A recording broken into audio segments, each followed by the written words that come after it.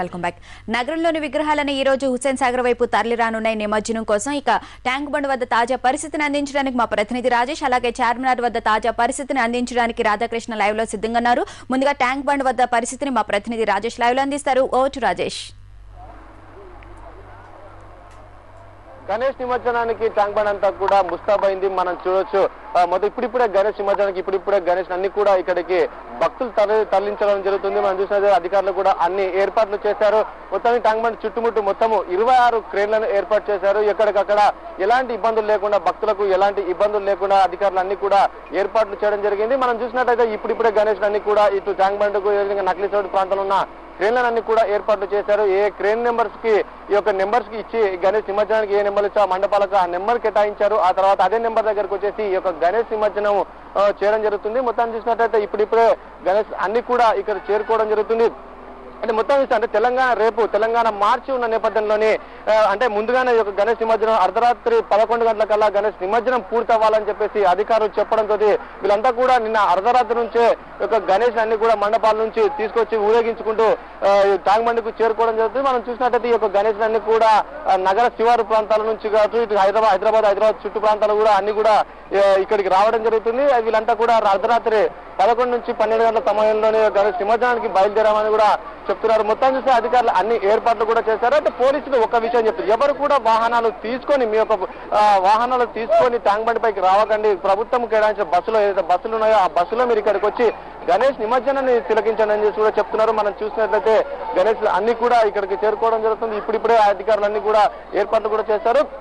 మొత్తం చూసుకుంటే ఈ యొక్క గణేష్ నిమజ్జనము రాత్రి 12 గంటలకల్లా పూర్తి చేయాలనేది అధికారులు నిర్ణయించుకున్నారు. అయితే కొద్దిసేపటి క్రితమే బాలాపూర్ ఎంతో ప్రతిష్టాత్మకంగా ఉన్న బాలాపూర్ గణేష్ ఒక భక్తులు వేచి చూస్తుంటారు. అక్కడ లడ్డు వేలం కావచ్చు, ఏదైనా కావచ్చు, భక్తులంతా కూడా అక్కడ తిలకిస్తుంటారు. గణేష్ నిమజ్జనానికి సంబంధించి లడ్డు వేలానికి సంబంధించి అక్కడ భక్తులంతా కూడా తిలకిస్తుంటారు. అయితే ఇప్పుడే బాలాపూర్ గణేష్ సంబంధించి ఇప్పుడే మొదటి ఒక పూజ చేయడం జరిగింది. ఆ తర్వాత అక్కడ నుంచి గణేష్ లడ్డు వేలం తర్వాత ఇక్కడికి బయలుదేరడం జరుగుతుంది. అయితే ఖైరతాబాద్ గణేష్ కూడా గణేష్ నిమజ్జనం అంటే చాలా ముందుగా గుర్తు ఖైరతాబాద్ గణేశుడు అక్కడ గణేష్ కూడా 8 గంటలకు అక్కడ నుంచి మొదలవుతుంటే, అయితే గత సంవత్సరము అంటే ప్రతిసారి కూడా సాయంత్రం 8 గంటల నుంచి కూడా ఈ యొక్క గణేష్ నిమజ్జనానికి ఖైరతాబాద్ గణేష్ బయలుదేరుతాడు. కానీ రేపు తెలంగాణ మార్చుండడంతో కొద్దిసేపట్లోనే గణేష్ అక్కడ ఖైరతాబాద్ గణేష్ పూజలు స్టార్ట్ చేసిన తర్వాత 8 గంటల నుంచి గణేష్ నిమజ్జనానికి ఇక్కడికి బయలుదేరడం జరుగుతుంది. మనం క్రేన్ నెంబర్ 4 దగ్గర ఉన్నాం. ఇదే క్రేన్ నెంబర్ 4 దగ్గర యొక్క ఖైరతాబాద్ గణేష్ కూడా నిమజ్జనం చేయడం జరుగుతుంది. మొత్తం చూసినట్టే అధికారులు అన్ని ఏర్పాట్లు కూడా చేశారు. నిమజ్జనానికి సంబంధించి ఎక్కడ ఎలాంటి ఇబ్బందులు లేకుండా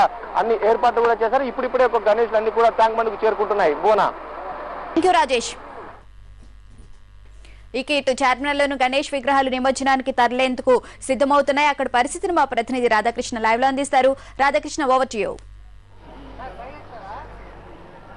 11 రోజుల పాటు పూజలు అందుకున్న గణనాథుడి నిమజ్జనానికి హైదరాబాద్ పాత బస్తీ పూర్తిగా సిద్ధమైంది. ఇవాళ ఇక్కడి నుండి పాత బస్తీ చార్మినార్ నుండి సుమారు 1500కు పైగా కూడా విగ్రహాలు ఈ రోజు హుస్సేన్ సాగర్ కి నిమజ్జనానికి తరలి వెళ్లనున్నాయి. హైదరాబాద్ పాత బస్తీలో పూర్తి స్థాయిలో కూడా భద్రతా చర్యలు కూడా పోలీసులు కూడా తీసుకోవడం జరిగింది. మరొక వైపు గ్రేటర్ హైదరాబాద్ మున్సిపల్ కార్పొరేషన్ ఆధ్వర్యంలో పూర్తి స్థాయిలో కూడా ఏర్పాట్లు కూడా చేయడం జరిగింది. నిమజ్జనానికి తిలకించడానికి వచ్చే భక్తుల కోసం కూడా జలమండలి ప్రత్యేకంగా మంచినీటి ప్యాకెట్లను కూడా సరఫరా చేయడానికి అవసరమైన ఏర్పాట్లు కూడా చేయడం జరిగింది. చార్మినార్ వద్ద ప్రస్తుతం మనం చార్మినార్ వద్ద ఉన్నాం. ఈ ప్రధాన రహదారి గుండానే సుమారు 1500 వినాయకులు విగ్రహానికి తరలి వెళ్లనున్నారు. ఇప్పటికే ఆయా మండపాల వద్ద కూడా వాహనాలను కూడా సిద్ధం చేసి ఉంచారు. రేపు జరగనున్న మార్చి నేపథ్యంలో పూర్తి స్థాయిలో త్వరగా నిమజ్జనానికి తరలి పంపించి వేసేందుకు కూడా ఏర్పాటు కూడా చేయడం జరిగింది. ప్రధానంగా పాత బస్తీకి ఉన్న ప్రాముఖ్యత చాలా గొప్పగా కూడా చెప్పుకోవచ్చు. ఎందుకంటే ఈ హైదరాబాద్ పాత బస్తీకి సంబంధించి 1972లోనే ఈ పాత బస్తీ నిమజ్జనానికి ఆద్యంగా నిలిచింది.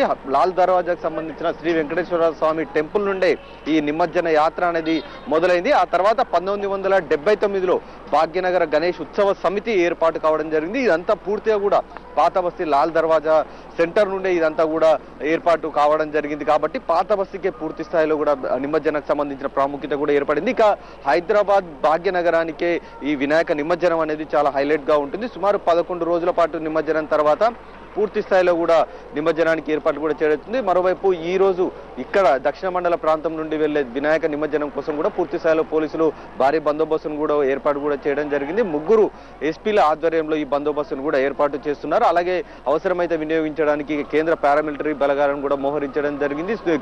ఆర్ఏఎఫ్ తో పాటుగా సిఆర్పిఎఫ్ బలగాలను కూడా ముందస్తు చర్యలకు భాగంగా మోహరించడం జరిగింది. మొత్తానికి బాలాపూర్ లడ్డు వేలం తర్వాత ఈ నిమజ్జన యాత్ర కొనసాగుతుంది. 10 గంటల ప్రాంతంలో చార్మినార్ నుండి ఈ నిమజ్జన యాత్ర సాగే అవకాశం కూడా మనకు కనబడుతుంది. Okay, thank you Radhakrishna. బులెటిన్లో ఇప్పుడు మరో షార్ట్ బ్రేక్.